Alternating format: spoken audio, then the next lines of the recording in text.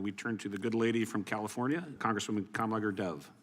Thank you, Mr. Chair, and thank you, Attorney General, for being here today. I want to talk with you about an issue on which there is broad bipartisan agreement: the importance of ensuring trust between the American public and those government officials who wield powerful law enforcement responsibilities. Hey everyone, welcome back to the channel.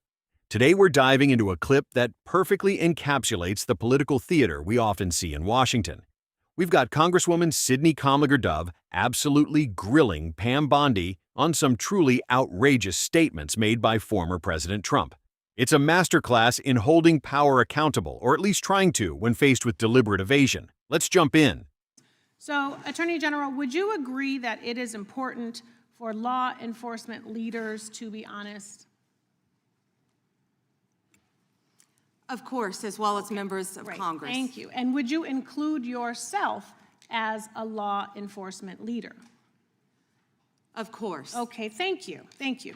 You know, President Trump has also, he has referred to himself as the chief law enforcement officer of this country.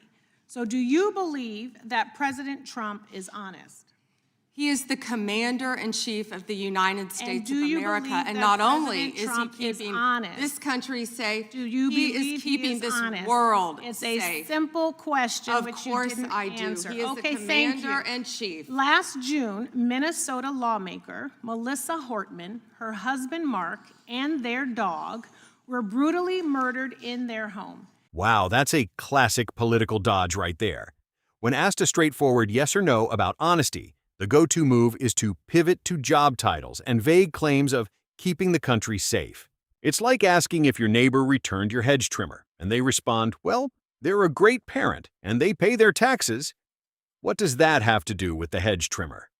And your USA's office in Minnesota investigated this crime and obtained a 6-count indictment of the murder suspect, stating that he had intent to kill, injure, harass, and intimidate Minnesota legislators. And I have the copy right here. I read through it.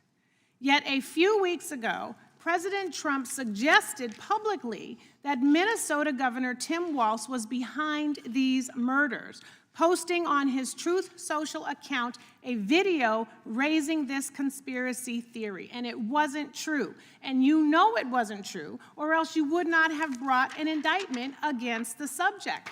Do you know what else Trump has said? He has said he has cut gas prices by 1,400%. False. That he won the 2020 election. Actually, gas is down to $1.99 a gallon, thanks to President Trump. That he didn't know Epstein. Maybe $5 in California. It's my time, Mr. Chair. That he sent water to LA during the wildfires. False. That Governor Westmore of Maryland called him the greatest president of his lifetime. False. So many tales, too many to keep up. But I want to go back to what he said about Tim Walz. Do you agree that President Trump undermined public trust in law enforcement by suggesting that Governor Walz was involved in the Hortman murders?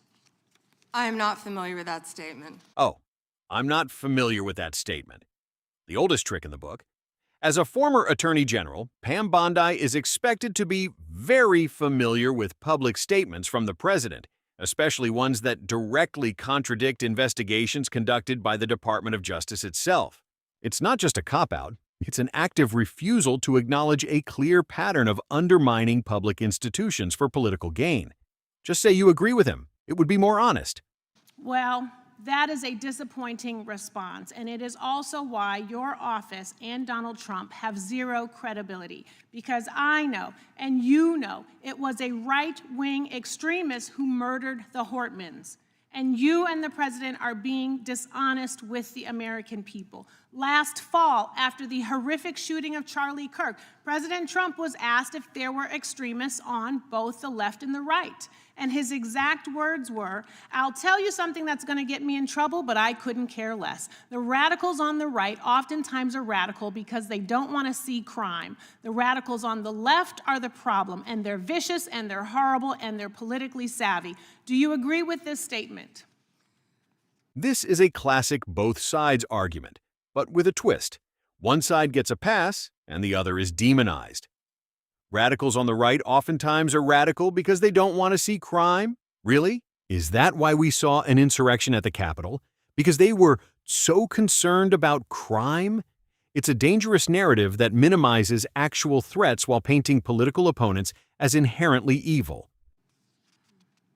You're taking too long, Madam Attorney General. But you know the answer, because your own department has addressed the question. In 24, the DOJ's research arm issued a report on domestic terrorism, stating that the number of far-right attacks continues to outpace all other types of terrorism and domestic violence extremists. The DOJ published the report, and after the president made those comments, the DOJ took the report down.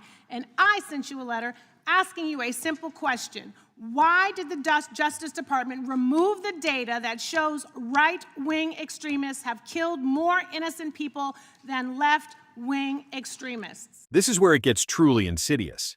When a government department actively scrubs data that shows a clear, documented threat from right-wing extremism, it's not just a political stunt. It's an attack on public safety and truth itself. They're literally hiding facts to fit a political narrative, leaving us all more vulnerable. That's not just disappointing, it's downright dangerous for our democracy. Did you refer to immigration enforcement as domestic terrorism? You should answer my question. Yes. You're on my time, but you won't. And what I am asking you to do is put the report back, restore the data. Stop scrubbing important data from your website. Stop taking down reports that you know the American people need to know about.